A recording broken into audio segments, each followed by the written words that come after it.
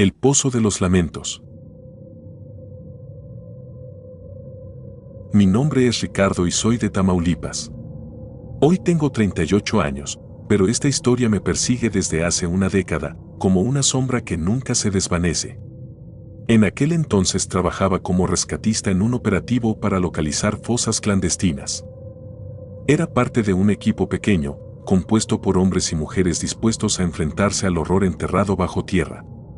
Sabíamos que nuestra labor no era para cualquiera, pero nadie nos preparó para lo que encontramos en aquel rancho. Era un día caluroso, uno de esos en los que el sol quema sin tregua. Nos habían enviado a un lugar desolado en las afueras de Reynosa, un rancho abandonado que llevaba años en ruinas. Las autoridades recibieron un aviso anónimo de que podría haber restos humanos enterrados en la propiedad. Al llegar, el paisaje era desolador, la tierra estaba seca y resquebrajada, y el silencio era casi insoportable. Había un viejo molino de viento oxidado que giraba lentamente, crujiendo con cada ráfaga de viento caliente. A unos metros, un pozo de piedra cubierto por una tapa de madera podrida parecía observarnos como un ojo hundido en la tierra. Comenzamos a trabajar enseguida. Con palas y herramientas de detección, recorríamos el terreno en busca de señales. En un principio, todo parecía rutinario, aunque la atmósfera tenía algo que no puedo explicar, como si el aire estuviera cargado de algo invisible pero pesado. Horas después, encontramos la primera señal: huesos. Pequeños fragmentos dispersos en la tierra.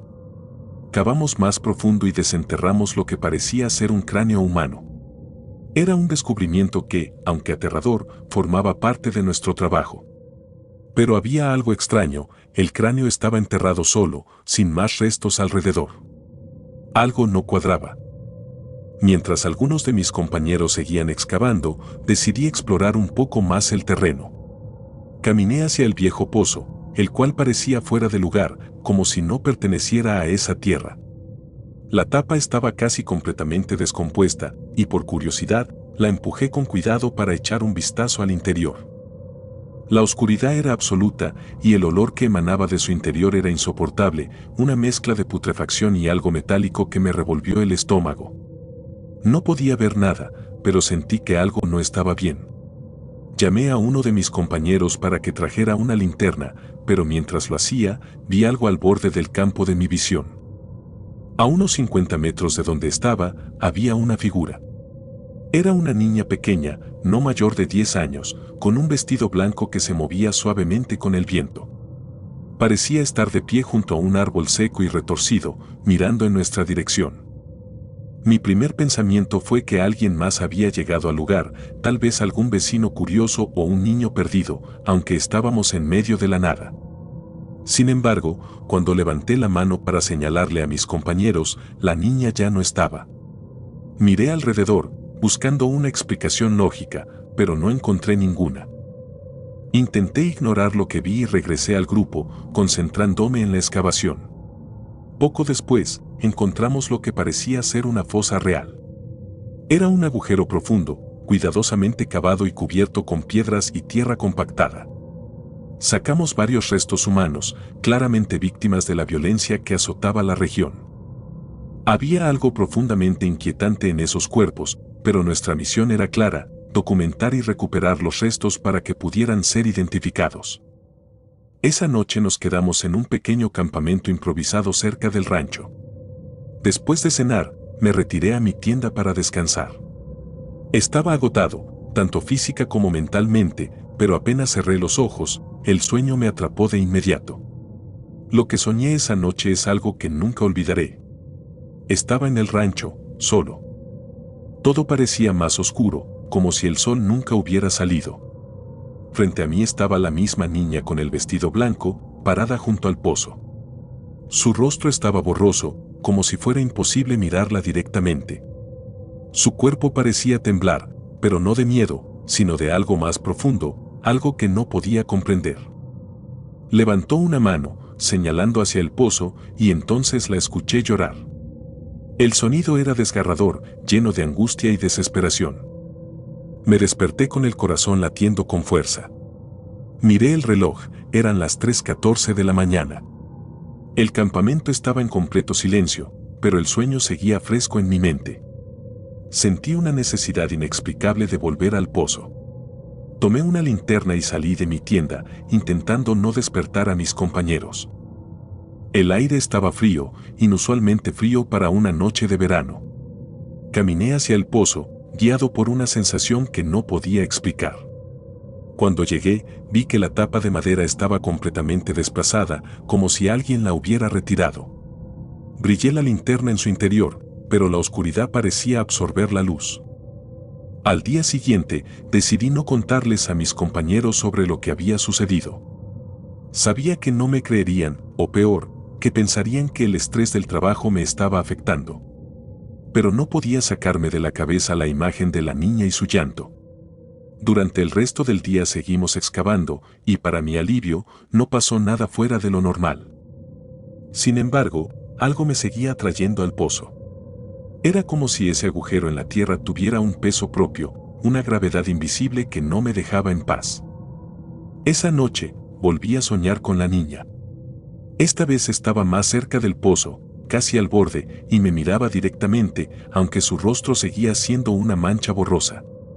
Su llanto era más fuerte, más insistente, y esta vez dijo algo. Su voz era apenas un susurro, aunque juré no mencionarlo el pozo más profundo.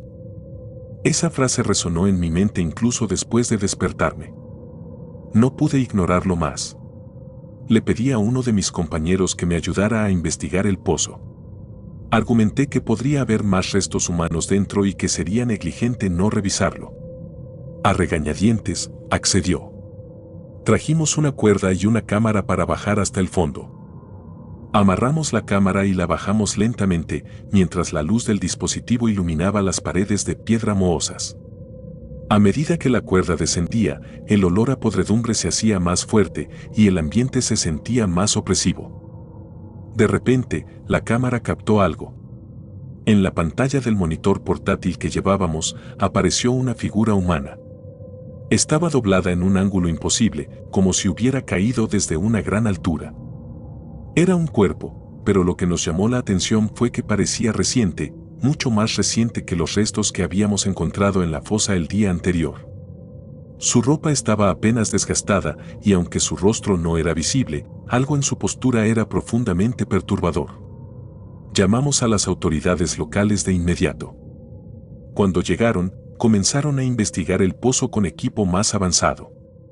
Para nuestro horror, encontraron no uno, sino varios cuerpos, apilados como si hubieran sido arrojados en diferentes momentos. Lo más inquietante fue que, según los peritos, el cuerpo más reciente no tenía más de 2 semanas de antigüedad. Pero el rancho había estado abandonado por años, según todos los registros. Nadie podía explicar cómo había llegado hasta ahí. Después de ese día, el operativo en el rancho fue suspendido. Las autoridades clausuraron la zona y mi equipo fue reasignado a otra ubicación. Intenté seguir adelante, pero el recuerdo de la niña y el pozo nunca me dejó en paz. Lo peor vino después. Cada noche, desde entonces, escucho su llanto. No importa dónde esté, siempre aparece en mis sueños, señalándome hacia el pozo. Es como si me culpara por no haber llegado antes, por no haber hecho más. Hoy, 10 años después, sigo sin poder escapar de esa experiencia. El pozo fue sellado y el rancho permanece abandonado, pero sé que algo quedó atrapado ahí abajo. No puedo evitar preguntarme si algún día podré descansar o si estaré condenado a llevar conmigo el llanto de esa niña por el resto de mi vida. Tal vez el pozo más profundo no era solo un lugar físico, sino una advertencia de que hay cosas que es mejor dejar enterradas.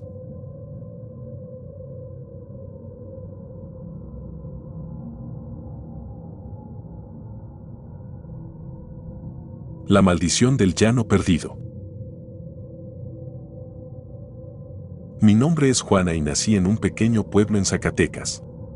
He vivido la mayor parte de mi vida en el campo, trabajando la tierra con mis manos y criando animales junto a mi familia. Siempre pensé que mi vida sería tranquila, que mi hogar estaría lleno de recuerdos felices y los frutos de nuestro esfuerzo. Pero todo cambió en 2009, el año en que encontré lo que no debí encontrar. Hoy les cuento mi historia, no porque busque consuelo, sino porque creo que alguien debe saber lo que pasó. Quizás, al poner esto en palabras, logre liberarme de una parte del peso que llevo. Todo comenzó en una mañana calurosa de junio. Estaba trabajando en el llano detrás de mi casa, un terreno amplio y seco que mi abuelo había dejado en herencia.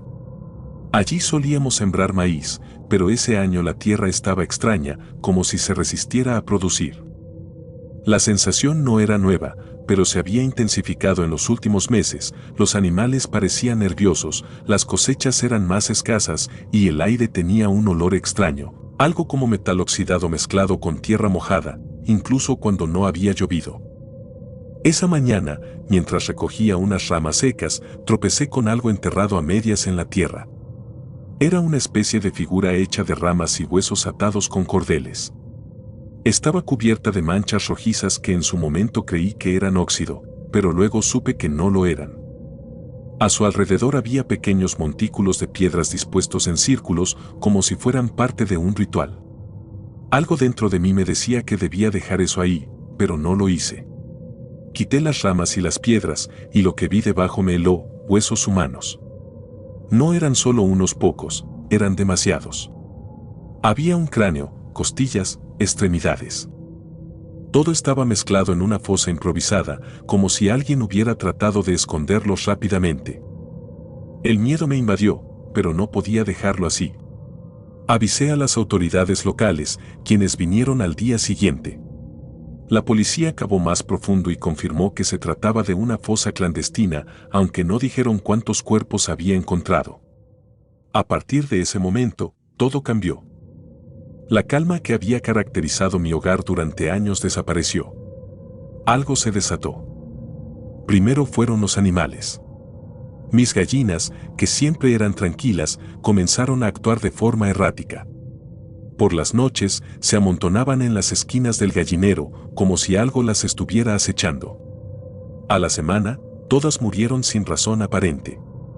Poco después, los cerdos dejaron de comer y murieron también.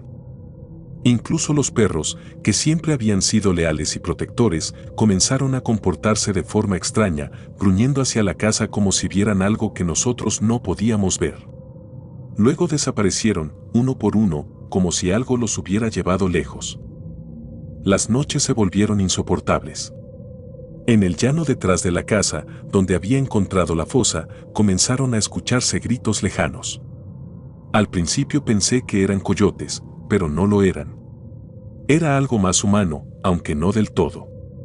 Eran gritos de hombres, de dolor y desesperación.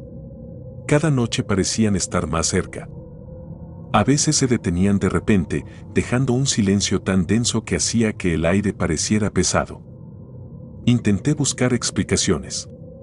Hablé con algunos vecinos, pero nadie quería escucharme. Decían que en esa tierra siempre habían pasado cosas raras, que era mejor no cuestionarlas. Déjalo estar, me decían. Pero yo no podía. Algo no estaba bien, y aunque trataba de convencerme de que todo tenía una explicación lógica, en el fondo sabía que no era así. Una noche, todo llegó a un punto que no puedo olvidar. Había terminado de cerrar las puertas de la casa cuando algo llamó mi atención. Al otro lado del patio, justo frente a la puerta, había un hombre. Era alto y delgado, pero no podía verle el rostro. Estaba de pie, inmóvil, como si estuviera esperándome.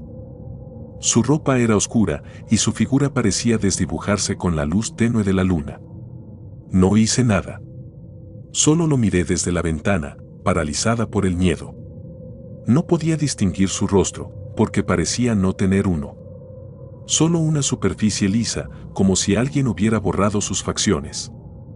Me quedé allí por lo que parecieron horas, pero no sé cuánto tiempo pasó realmente. De pronto, simplemente ya no estaba. Esa noche, mi familia y yo decidimos abandonar el rancho. Empacamos lo poco que pudimos y nos fuimos al pueblo más cercano. Dejamos todo atrás, la casa, la tierra, los recuerdos. No podía arriesgarme a que algo le pasara a mi familia. Pero incluso después de irnos, los gritos continuaron. A veces los escuchábamos en la distancia, incluso estando a kilómetros de distancia del llano. Otras veces, Los vecinos decían haber visto figuras extrañas cerca del terreno, siempre al caer la noche. Con el tiempo, intenté reconstruir mi vida, pero nunca pude olvidar lo que había sucedido. A veces me despertaba en mitad de la noche, convencida de que los gritos estaban justo afuera de mi ventana. Mis sueños estaban llenos de imágenes del hombre sin rostro, de los huesos en la fosa, de los círculos de piedras. Sentía que algo se había quedado conmigo, como una sombra que no podía apartar. Algunos años después, un conocido del pueblo me contó algo que me heló la sangre. Había estado cerca de mi antiguo rancho y dijo que la tierra parecía enferma. Los árboles estaban secos, las plantas no crecían y los animales evitaban pasar por allí. Pero lo que más me impactó fue lo que agregó al final. Dijo que los lugareños seguían escuchando gritos en el llano. Y no solo eso, algunos afirmaban haber visto al hombre sin rostro parado frente a la casa abandonada. No sé si lo que viví fue una maldición, un castigo o simplemente algo que no debería haber visto nunca. Lo que sí sé es que desde el momento en que encontré esa fosa, todo cambió. Hay cosas en esta tierra que no pueden explicarse, cosas que deberían quedarse enterradas. A veces pienso en el hombre sin rostro, en los gritos, en los huesos. Y me pregunto si algún día lograré dejar todo esto atrás o si estoy condenada a llevar esta carga por el resto de mi vida. Hoy, más de 10 años después, el rancho sigue allí, vacío y olvidado. Nadie quiere acercarse, y yo tampoco. Pero a veces, cuando el viento sopla desde el norte, puedo jurar que escucho los gritos en la distancia, recordándome que hay cosas que nunca se olvidan, cosas que nunca se pueden enterrar del todo.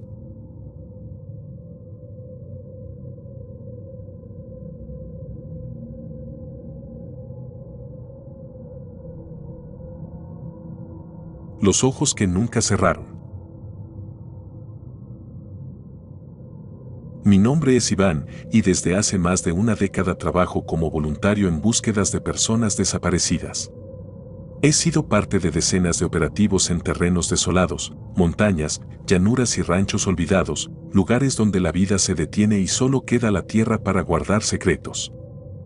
Pero hay un caso que jamás pude olvidar, algo que me persigue hasta hoy y que a veces me hace desear haber elegido un camino diferente en mi vida. Esto ocurrió en 2013, en el desierto de Sonora, durante una de las búsquedas más aterradoras de las que fui parte. Habíamos recibido información anónima sobre un punto específico donde posiblemente habría una fosa clandestina.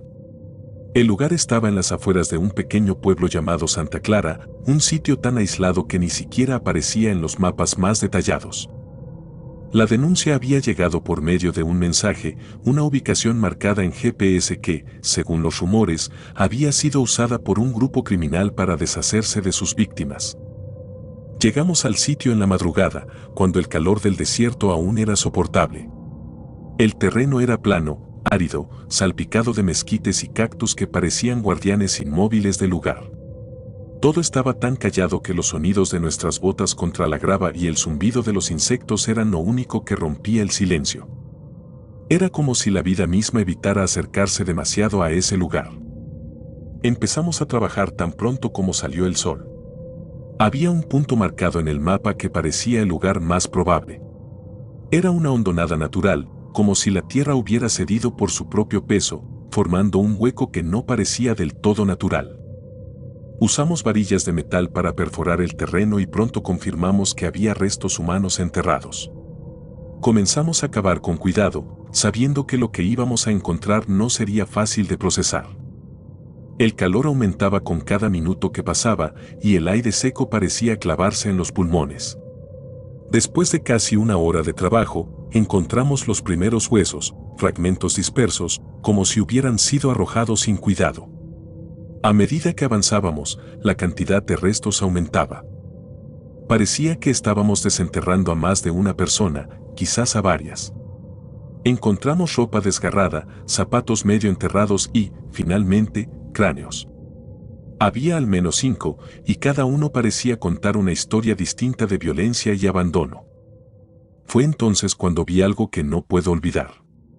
Mientras colocábamos los cráneos en una lona para documentarlos, noté que uno de ellos era diferente. Tenía algo que, en ese momento, pensé que era una ilusión provocada por el cansancio o el reflejo del sol. Los ojos. Las cuencas vacías del cráneo parecían estar llenas, no de tejido, sino de algo más oscuro, como si hubieran conservado su profundidad. Lo peor fue que los ojos no estaban cerrados.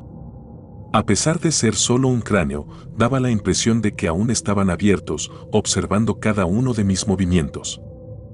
Me detuve por un momento, intentando racionalizar lo que veía. Tal vez era un efecto visual, algún residuo que se había acumulado en las cuencas, o tal vez el impacto psicológico de todo lo que estábamos haciendo. Pero no podía apartar la mirada. Sentía que me estaba mirando directamente, no a mí como un cuerpo, sino a algo más profundo. Decidí ignorarlo y seguir trabajando, aunque la sensación de esos ojos sobre mí no desapareció en ningún momento. Terminé el día con una opresión en el pecho que no podía explicar, como si algo se hubiera quedado atorado en mi interior. Esa noche regresamos al campamento, un sitio improvisado a unos kilómetros del lugar. El cansancio me venció rápido, pero lo que ocurrió mientras dormía me dejó marcado para siempre. Soñé que estaba de pie frente a la fosa, solo. Todo estaba cubierto por una densa penumbra, como si el cielo hubiera sido apagado. De repente, sentí que algo se movía bajo la tierra. Los cráneos que habíamos desenterrado comenzaron a emerger, uno tras otro, como si la tierra los estuviera devolviendo. Entre ellos, reconocí el cráneo de los ojos abiertos. Esta vez no era una ilusión. Los ojos estaban ahí, fijos, brillando con una intensidad que parecía iluminar el lugar. Sentí que se clavaban en mí, que podían ver todo lo que había hecho, todo lo que era. Intenté moverme, pero no pude. Estaba atrapado, como si algo invisible me sujetara con fuerza. Me desperté bruscamente, con el corazón latiendo con fuerza. Sentí un ardor en los brazos y, al mirar, vi marcas en mi piel. Eran huellas, como si manos fuertes y delgadas me hubieran sujetado con violencia. Las marcas eran profundas, rojizas, y aunque intenté convencerme de que me las había hecho yo mismo mientras dormía, algo en mí sabía que no era así. A la mañana siguiente no dije nada a nadie. Sabía que si contaba lo que había soñado, los demás lo atribuirían al estrés o al cansancio. Pero las marcas en mis brazos seguían ahí, y cada vez que miraba hacia la fosa, sentía que los ojos de aquel cráneo seguían observándome, incluso desde la distancia. El resto del operativo transcurrió con relativa normalidad, pero la tensión era palpable entre todos. Algunos compañeros comenzaron a quejarse de dolores de cabeza inexplicables y otros dijeron que tenían la sensación de estar siendo observados. Nadie lo mencionó abiertamente, pero todos parecían ansiosos por terminar y abandonar el lugar lo antes posible. Cuando finalmente terminamos el levantamiento de los restos, decidimos cerrar la fosa y colocar una cruz improvisada en el sitio, como una forma de respeto hacia las víctimas. Mientras lo hacíamos, noté algo extraño. El aire alrededor de la fosa estaba inmóvil, completamente quieto, mientras que a pocos metros el viento movía la maleza con fuerza. Era como si ese lugar estuviera aislado del mundo, como si estuviera atrapado en un tiempo diferente.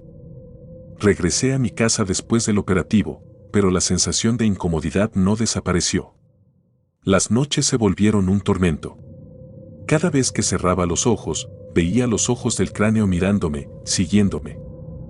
A veces despertaba con la sensación de que alguien estaba en mi habitación, de que esas manos que me habían dejado marcas en el campamento seguían ahí, agarrándome, reclamándome. Finalmente, decidí hablar con alguien del pueblo cercano a donde habíamos encontrado la fosa. Un hombre mayor, que había vivido toda su vida en la zona, me escuchó en silencio mientras le contaba lo que había pasado. Cuando terminé, solo dijo una cosa: los que mueren con los ojos abiertos no descansan. Se quedan aquí, buscando algo o a alguien. Tal vez lo sacaste antes de tiempo. Sus palabras me dejaron helado. Desde entonces, he intentado no pensar en lo que ocurrió, pero es imposible. Las marcas en mis brazos desaparecieron con el tiempo, pero las pesadillas no. Todavía sueño con esos ojos, con la forma en que parecían atravesarme. Y cada vez que despierto, siento que algo me acompaña, algo que no se quedó en aquel desierto, algo que sigue conmigo, esperando el momento adecuado para reclamar lo que le pertenece.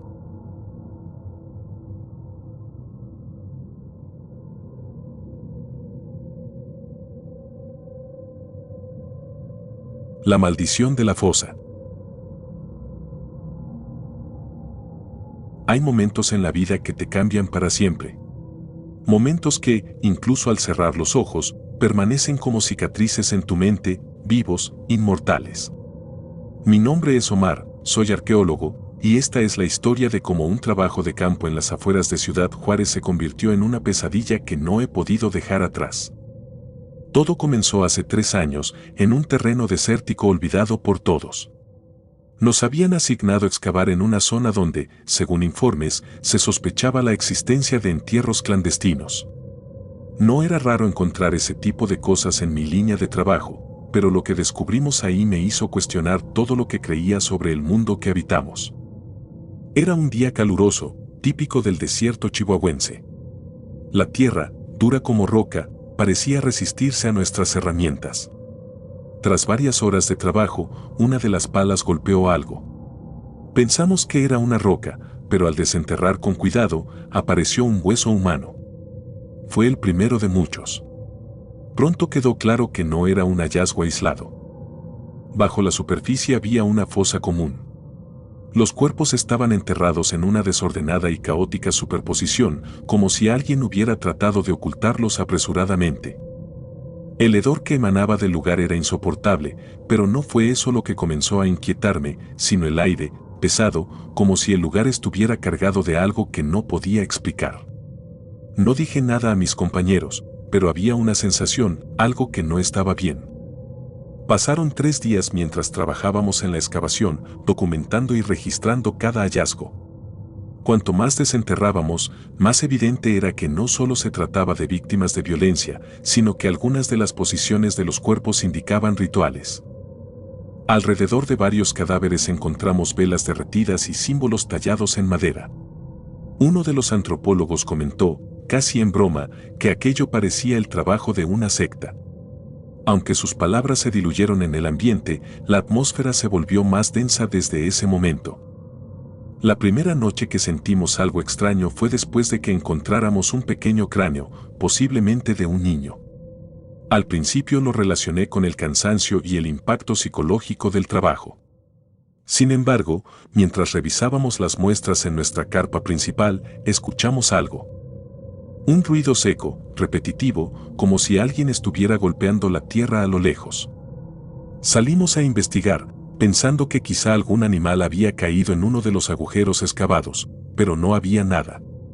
Solo la oscuridad y el viento. Los ruidos comenzaron a repetirse cada noche.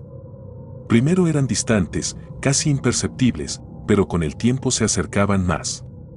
Algunos compañeros aseguraban haber sentido vibraciones en el suelo. Nadie quería admitirlo abiertamente, pero todos estábamos inquietos. Las luces de las carpas parpadeaban constantemente, como si algo invisible recorriera el campamento. Al 4.º día, uno de los trabajadores, Luis, mencionó haber tenido un sueño extraño. Dijo que había visto a una mujer cubierta de tierra, con los ojos cerrados y una expresión de sufrimiento. En el sueño, ella señalaba un punto en el terreno y murmuraba algo que no entendía. Intenté tranquilizarlo, atribuyéndolo al impacto psicológico del trabajo, pero al día siguiente otro compañero, Raúl, tuvo el mismo sueño. Lo describió con detalles idénticos. La tensión en el equipo crecía. Nadie quería trabajar en el sitio cuando caía la noche, y varios sugirieron que deberíamos llamar a un sacerdote para bendecir el lugar. Al principio me negué.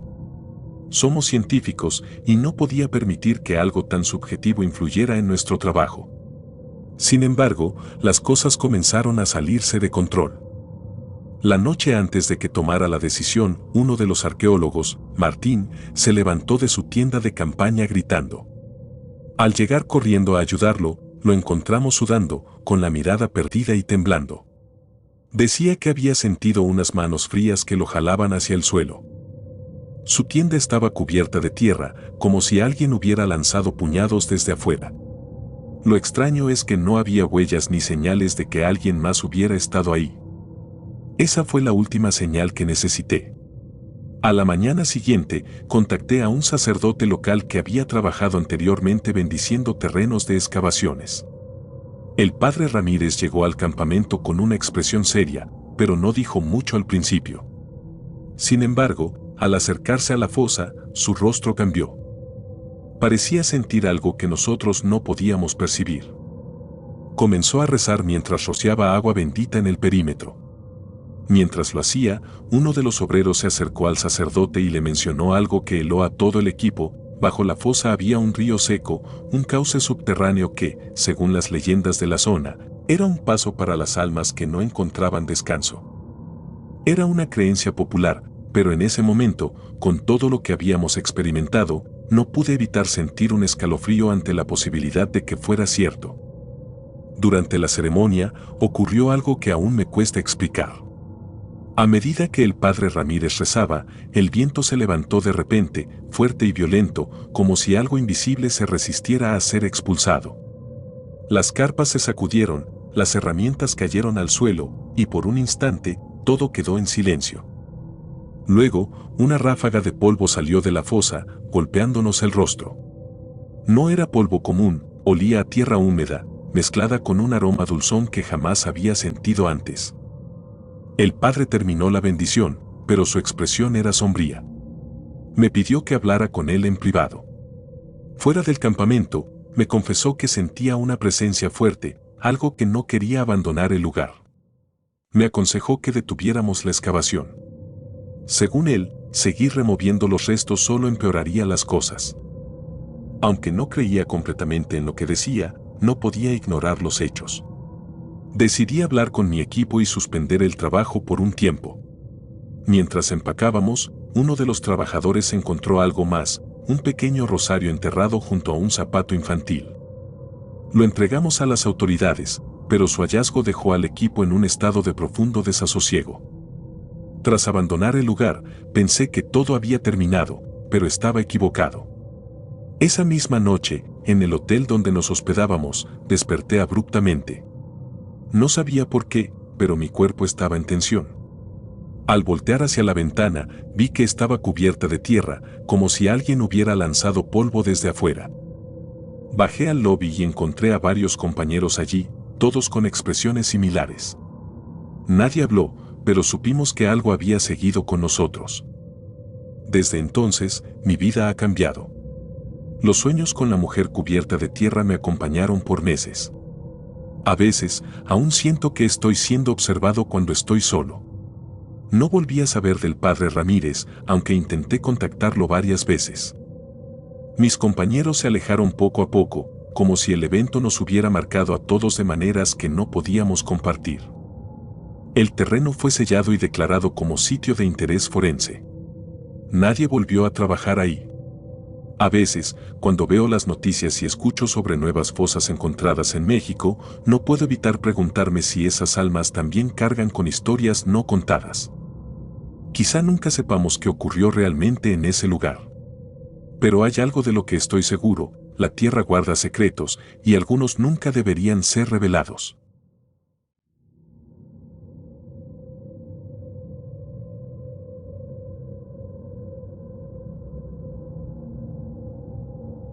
El hombre de las cadenas. Mi nombre es Salvador, y en 2010 trabajaba como rescatista en Veracruz. Mi trabajo consistía en responder a llamadas de auxilio en situaciones extremas, accidentes, inundaciones, deslaves y, en los últimos años, fosas clandestinas. Ese era el rostro oscuro de nuestra labor, un recordatorio de hasta dónde puede llegar la crueldad humana. Había aprendido a desconectarme emocionalmente de lo que encontraba, pero hubo un caso que nunca pude sacar de mi mente. No solo por lo que vimos, sino por lo que ocurrió después. Lo que encontramos en ese rancho sigue persiguiéndome hasta hoy. Todo comenzó con un aviso anónimo. Nos informaron que en un rancho abandonado, a unos 40 kilómetros de la ciudad de Veracruz, había cuerpos enterrados.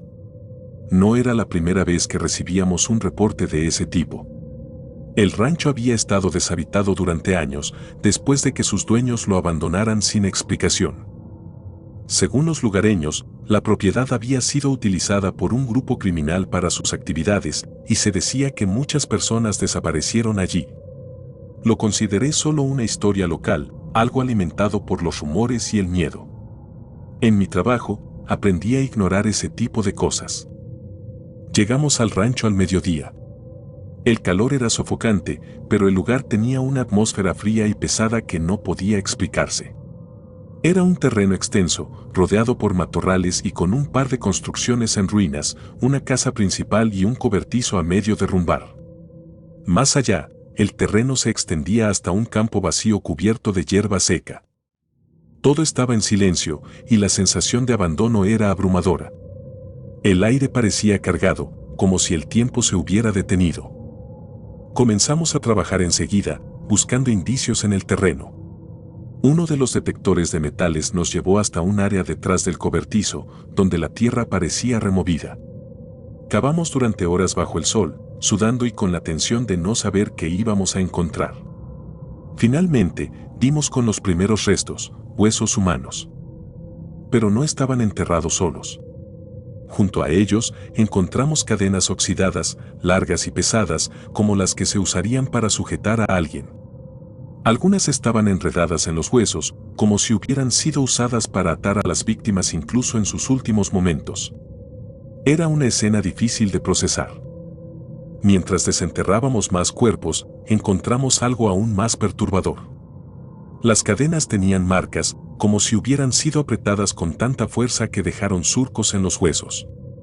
La tierra alrededor estaba manchada de un color oscuro que no podía ser solo óxido. No era raro encontrar evidencia de tortura en estos casos, pero algo en esa fosa era diferente. No había señales de apuro o descuido en la manera en que las víctimas fueron enterradas. Era como si alguien hubiera disfrutado lo que hizo, como si el lugar hubiera sido una especie de ritual. Terminamos el levantamiento de los restos al atardecer, documentamos todo y regresamos al campamento improvisado que habíamos montado cerca de la entrada del rancho. Planeábamos quedarnos esa noche y continuar al día siguiente con la exploración de otras áreas del terreno. Los vecinos que pasaban por el lugar no tardaron en acercarse. Algunos se quedaban a lo lejos, observando en silencio, mientras otros nos advertían sobre el rancho. Una mujer mayor, con el rostro marcado por el sol y los años, se acercó lo suficiente para decirnos que el lugar estaba maldito. Según ella, en las noches podía escucharse el sonido de cadenas arrastrándose por el rancho. A veces, decían, se veía a un hombre caminando entre los matorrales, con cadenas colgando de sus brazos y piernas. Supuestamente, era el espíritu de alguien que murió en ese lugar, buscando venganza o algo que nunca le devolvieron. No tomé en serio sus palabras. Ese tipo de historias siempre rodeaban los lugares donde se encontraban fosas. Atribuí sus advertencias al miedo y a la superstición. Pero esa noche, las cosas comenzaron a salirse de lo normal.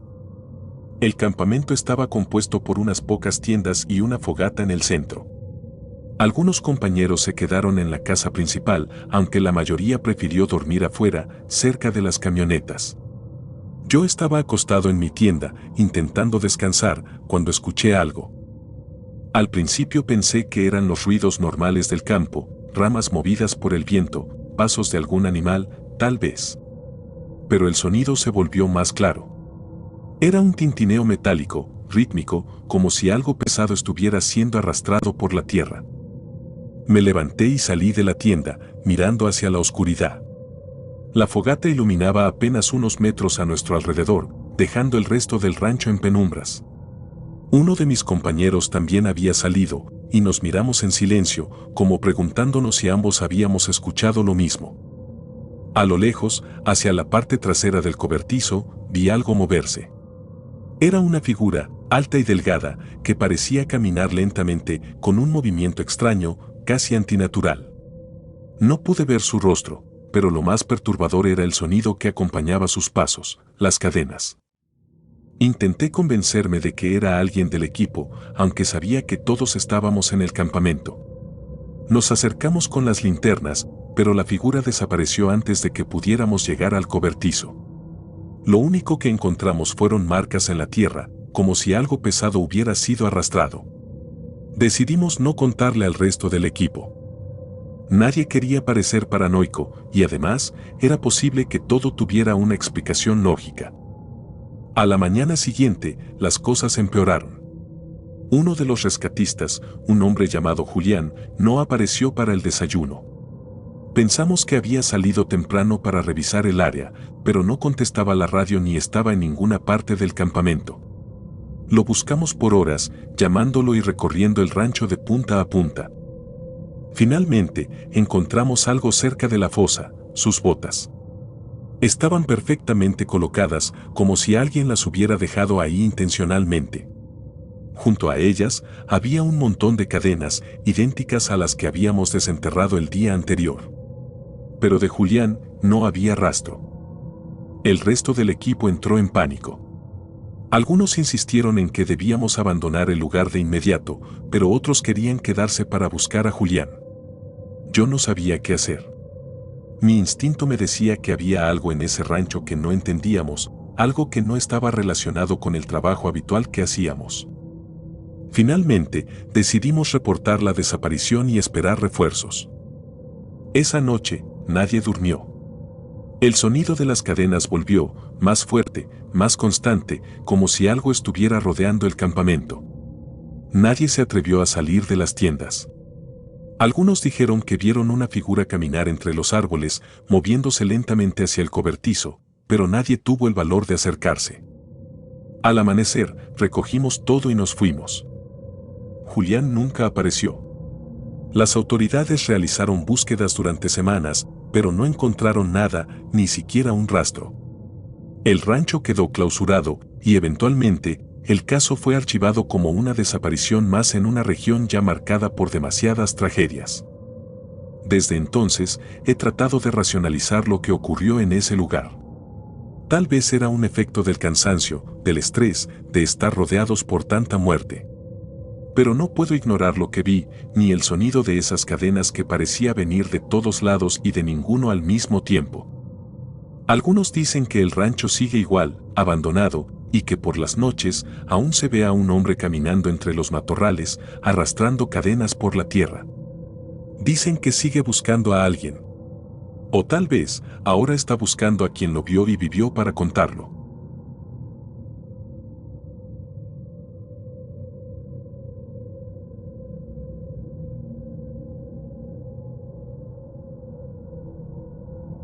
La sombra del jefe. Mi nombre es Tomás, soy policía en Nayarit y llevo más de 15 años trabajando en la corporación. He visto de todo, crímenes brutales, escenas que harían temblar a cualquiera, pero hay algo que pasó en 2014 que todavía me quita el sueño. Fue durante un operativo en un rancho al norte del estado, un lugar olvidado por el tiempo, al que solo se llegaba después de horas de camino por terracería. Ese lugar sigue persiguiéndome y aunque trato de olvidarlo, parece que la tierra misma de ese rancho no quiere soltarme. Todo comenzó con una denuncia anónima. Nos informaron que había cuerpos enterrados en una propiedad que había pertenecido a un líder del narco apodado El Charro, un hombre que aterrorizó la región durante años hasta que fue abatido en un enfrentamiento con la Marina. Desde entonces, el rancho quedó abandonado. Nadie se atrevía a acercarse, ni siquiera los familiares del hombre, y mucho menos los vecinos. Decían que el lugar estaba marcado. Yo no creía en esas cosas, así que cuando nos asignaron el caso, lo tomé como un trabajo más. Llegamos al rancho en la madrugada. Era una propiedad enorme, rodeada de colinas y árboles secos que parecían garras saliendo del suelo.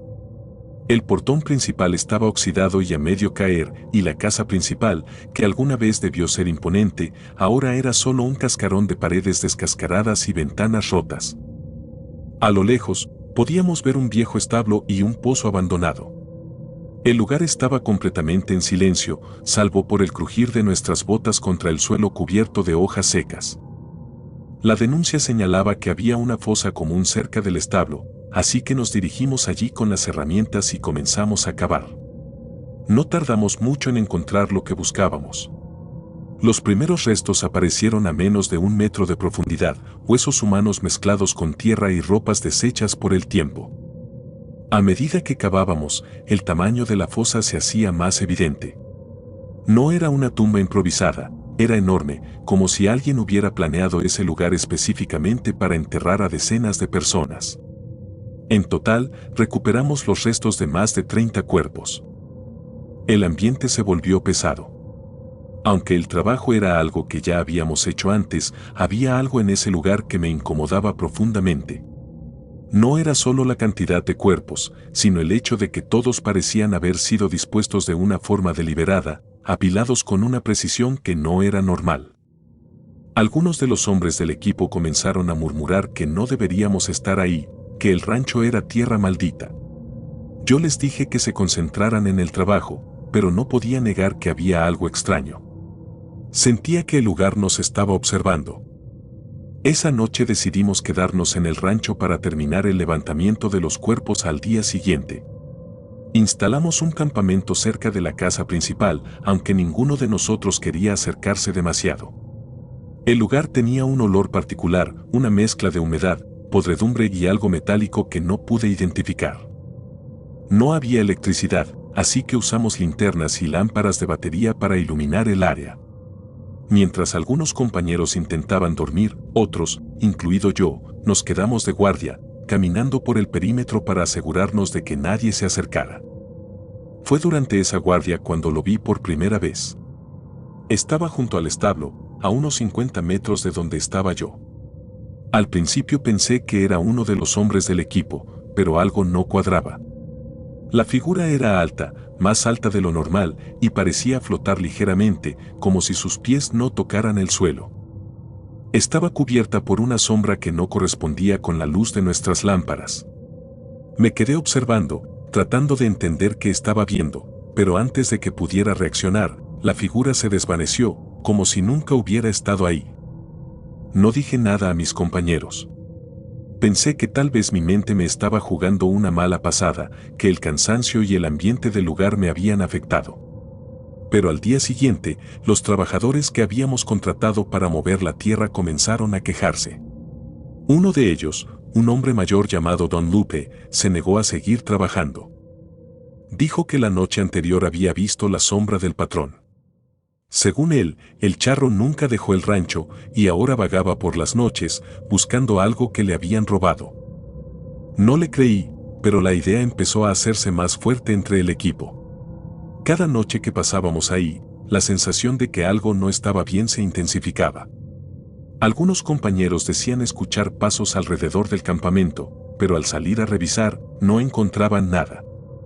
Otros aseguraban que sentían un peso extraño, como si alguien nos estuviera observando desde lejos.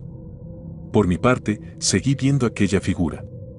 No era constante, pero siempre aparecía cerca del establo o del pozo, como si estuviera vigilando esos lugares en particular. Decidí investigar más sobre el charro y lo que había ocurrido en el rancho. Lo que descubrí fue inquietante. Según los rumores, antes de ser abatido, el charro había enterrado algo en su propiedad, algo que consideraba invaluable. Algunos decían que era dinero, otros hablaban de una caja llena de documentos incriminatorios. Pero también había historias más oscuras, susurros de que no solo enterró cuerpos, sino algo mucho peor. Algunos vecinos aseguraban que había hecho un pacto con algo inhumano y que el rancho estaba marcado por ese pacto. La noche antes de terminar el operativo, todo se salió de control. Estábamos guardando el equipo cuando uno de los hombres gritó. Corrimos hacia el establo, donde lo encontramos tirado en el suelo, temblando y pálido. Señalaba hacia el pozo, incapaz de hablar. Lo llevamos de vuelta al campamento, pero no podía explicar lo que había visto. Solo repetía que algo había salido del pozo, algo que no era humano. Decidí ir a revisar por mí mismo, junto con otro compañero. Cuando llegamos al pozo, notamos que la tierra alrededor estaba removida, como si alguien hubiera estado cavando. Al iluminar el interior con nuestras linternas, vimos que estaba vacío, pero había marcas en las paredes de piedra, como si algo hubiera trepado hacia afuera. El olor en esa área era insoportable, una mezcla de carne podrida y algo más que no pude identificar. No dijimos nada al resto del equipo, pero esa noche nadie durmió. Al día siguiente, terminamos el trabajo y abandonamos el rancho. Desde entonces, nadie quiso regresar. Los lugareños aseguran que la sombra de El Charro sigue apareciendo por las noches, caminando entre el establo y el pozo. Algunos dicen que está buscando lo que enterró, mientras que otros creen que simplemente no puede descansar. Por mi parte, no he vuelto a ese lugar, pero todavía sueño con la figura que vi. Sé que lo que ocurrió en ese rancho no tiene una explicación lógica y que hay cosas en este mundo que es mejor no desenterrar. No sé qué dejamos atrás en ese rancho, pero algo me dice que nunca debimos haber ido ahí. La tierra tiene memoria y algunos secretos están destinados a quedarse enterrados.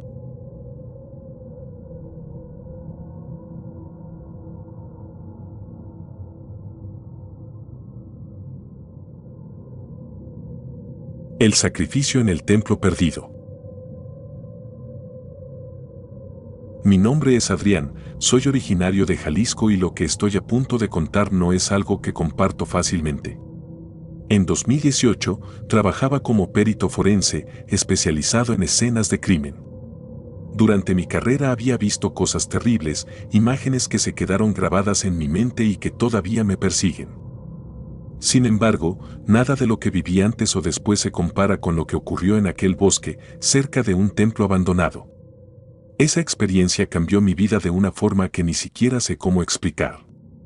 Hay noches en las que siento que todavía estoy ahí. Todo comenzó con una llamada del fiscal estatal. Habían recibido una denuncia anónima acerca de posibles restos humanos enterrados en un terreno boscoso, en las afueras de un pequeño pueblo llamado San Isidro, un lugar que ni siquiera aparece en algunos mapas. Al principio pensé que sería otro caso de entierros clandestinos relacionados con el crimen organizado, pero esto era diferente. Desde el inicio, el tono de la llamada era extraño, como si los mismos que nos pedían ayuda no supieran exactamente cómo describir lo que habían encontrado. El lugar estaba a unos 40 minutos del pueblo, en una zona rodeada por colinas densas de árboles de encino y pino. Al llegar, la sensación era inquietante. El camino de terracería que nos llevaba al sitio estaba cubierto de niebla, a pesar de que era mediodía. El aire era espeso, y el bosque tenía un silencio abrumador que parecía envolverlo todo. A lo lejos, a través de los troncos de los árboles, se podía distinguir una estructura vieja, casi oculta por la vegetación. Era el templo del que nos habían hablado, un edificio olvidado, hecho de piedra negra y con grietas que parecían haber sido abiertas por el tiempo y el abandono. La denuncia había señalado una zona cercana al templo como el lugar donde estaban los restos. Al llegar al sitio, nos encontramos con algo que no esperábamos. No era una fosa cualquiera, los cuerpos estaban colocados en una especie de círculo, como si alguien los hubiera acomodado de forma deliberada. Había al menos una docena de cadáveres, todos en avanzado estado de descomposición. Sus manos y pies estaban atados, y sus rostros mostraban expresiones que hablaban de un sufrimiento inimaginable antes de morir. Pero lo más perturbador era la forma en que estaban dispuestos. Todos apuntaban hacia el centro del círculo, donde había una figura de piedra cubierta de moho y líquenes. Era una estatua, apenas reconocible por el paso del tiempo, pero sus formas toscas mostraban algo que no era humano. Tenía una cabeza alargada, extremidades delgadas y deformes, y en su pecho un agujero que parecía un cuenco tallado intencionalmente. Al acercarnos, un olor penetrante se hizo evidente. No era solo el hedor de los cadáveres, había algo más. Una mezcla de hierbas quemadas, como incienso viejo, mezclado con un aroma metálico, similar al hierro. Era un olor que se quedó impregnado en mi ropa y en mi piel, y que, incluso después de haberme bañado muchas veces, parecía seguir ahí, recordándome lo que habíamos encontrado. Mientras realizábamos el levantamiento de los cuerpos, los perros del equipo comenzaron a comportarse de manera extraña. Habíamos llevado 2 perros de búsqueda, acostumbrados a este tipo de escenarios.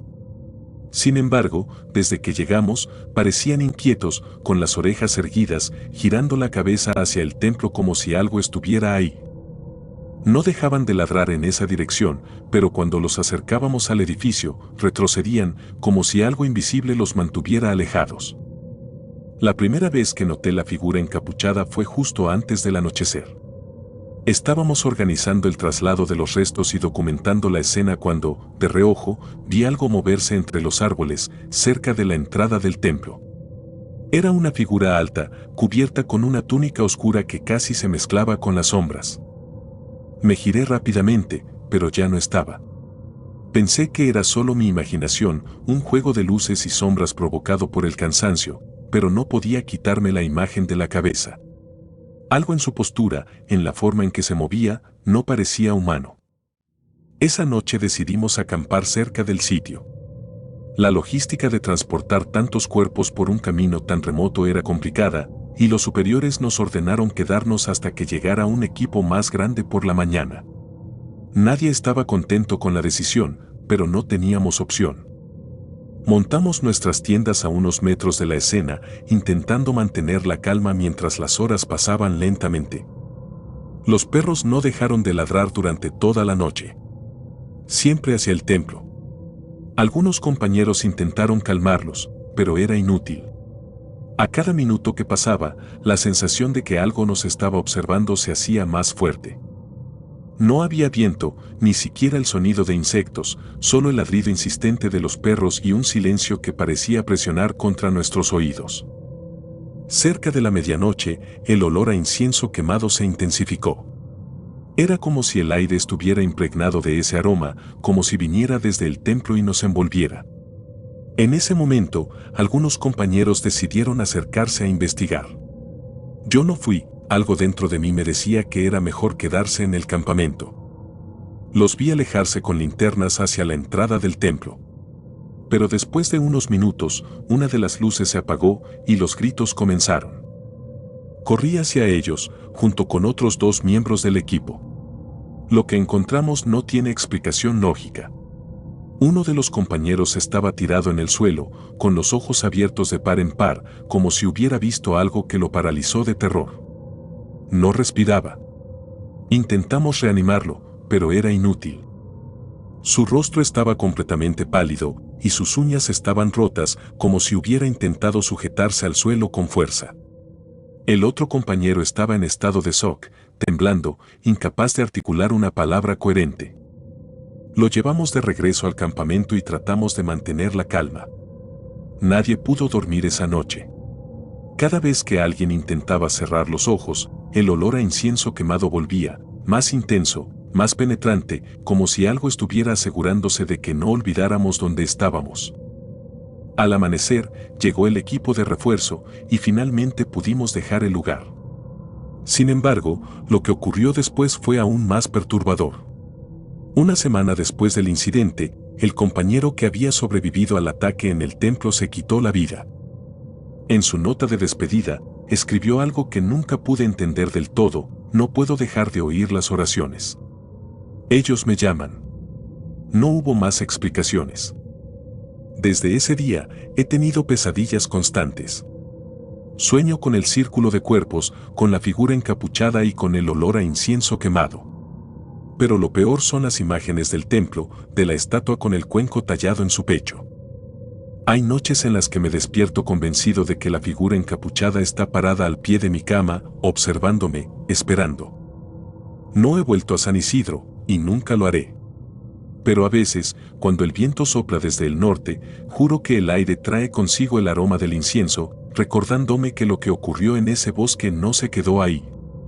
Algo se quedó conmigo. Algo que nunca podré borrar.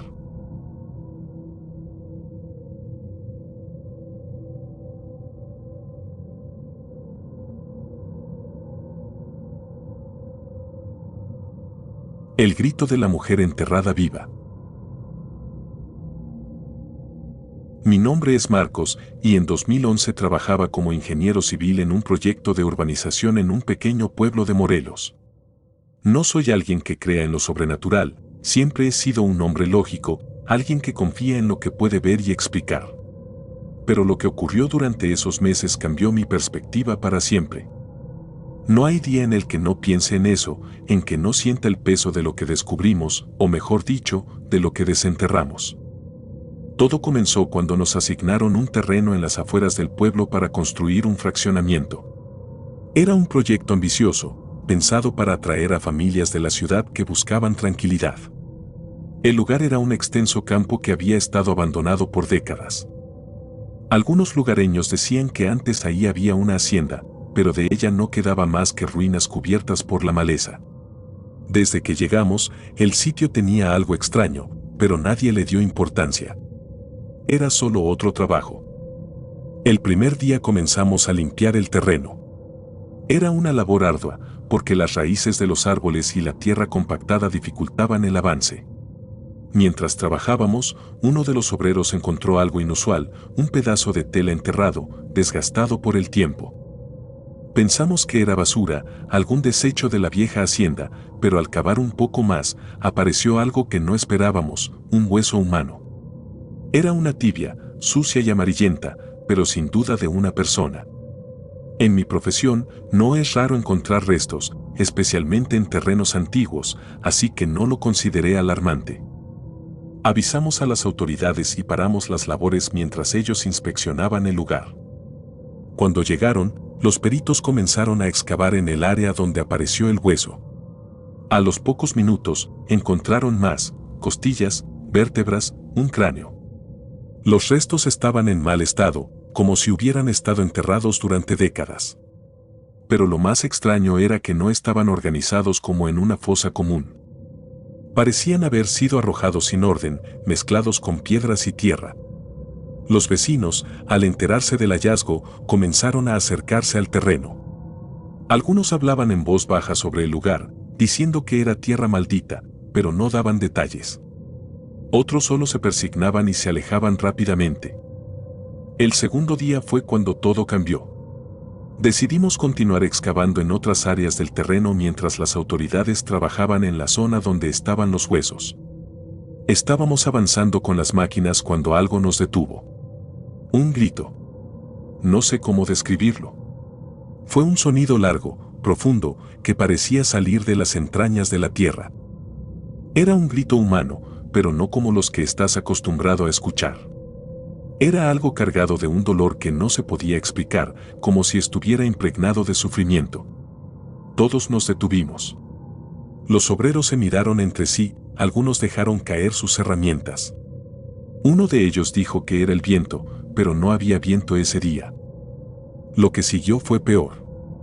Decidimos cavar en el lugar exacto de donde parecía provenir el sonido. Era una parte del terreno que no habíamos tocado aún, cerca de un viejo árbol retorcido. Cavamos más profundo, usando picos y palas porque la tierra era demasiado dura para las máquinas. Mientras lo hacíamos, la sensación de incomodidad crecía. Había un silencio absoluto alrededor, ni siquiera se escuchaban los pájaros. Después de una hora, encontramos algo que nos detuvo. Era una especie de túnel, un hueco en la tierra que parecía haber sido excavado a mano. Dentro, había más huesos. Muchos más. Pero no estaban simplemente arrojados como los anteriores.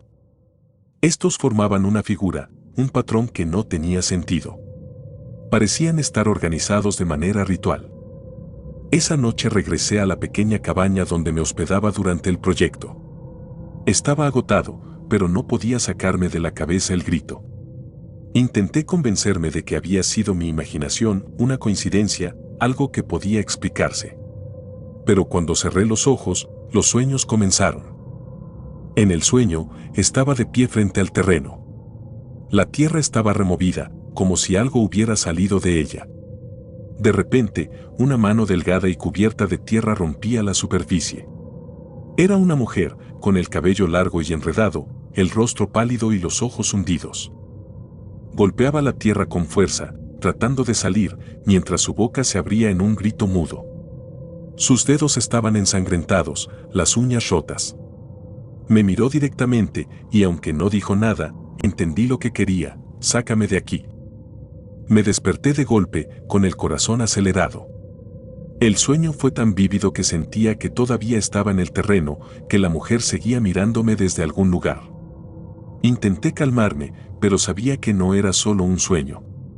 Algo en ese lugar estaba mal, algo que no podíamos entender. Al día siguiente, hablé con algunos de los lugareños sobre la historia del terreno. Al principio, Nadie quería decir nada, pero una anciana finalmente se animó. Me contó que, muchos años atrás, ese lugar había sido una hacienda donde se realizaban cosas terribles. Dijo que los antiguos dueños eran parte de una especie de culto y que realizaban sacrificios humanos en ese mismo terreno. Según ella, los cuerpos eran enterrados sin ceremonia, como si fueran basura. La tierra está marcada, dijo. Todo lo que toques ahí estará condenado. Intenté ignorar sus palabras y concentrarme en el trabajo, pero cada día que pasaba, las cosas se volvían más extrañas. Los obreros comenzaron a renunciar. Decían que sentían que algo los observaba, que el lugar era malo. Otros decían que escuchaban pasos detrás de ellos, pero al voltearse, no había nada. Incluso las máquinas comenzaron a fallar sin motivo aparente. Cada noche, el sueño de la mujer golpeando la tierra se repetía. Era exactamente igual, como si estuviera atrapado en un bucle. Lo más aterrador ocurrió una semana después. Estábamos trabajando en una de las últimas áreas del terreno cuando encontramos algo que no esperaba. Era una caja de madera, vieja y carcomida, enterrada a 1 metro de profundidad. Al abrirla, encontramos una colección de objetos, velas derretidas, figuras talladas en madera y una fotografía. La imagen estaba desgastada, pero mostraba a un grupo de personas paradas frente al árbol torcido. En el centro de la foto estaba una mujer, la misma que había visto en mis sueños. No pude seguir. Abandoné el proyecto al día siguiente, dejando todo atrás. No quise saber qué hicieron con el terreno, ni si alguien más tuvo las mismas experiencias. Lo único que sé es que desde entonces, cada vez que intento dormir, sigo viendo a la mujer. Su grito no me abandona. Hace unos meses, decidí volver al pueblo para enfrentar mis miedos. Pero cuando llegué, el terreno estaba completamente abandonado. Los lugareños me dijeron que nadie quiso construir ahí, que las máquinas dejaron de funcionar y que las noches se llenaron de gritos, como si la tierra todavía estuviera viva y recordara lo que había ocurrido.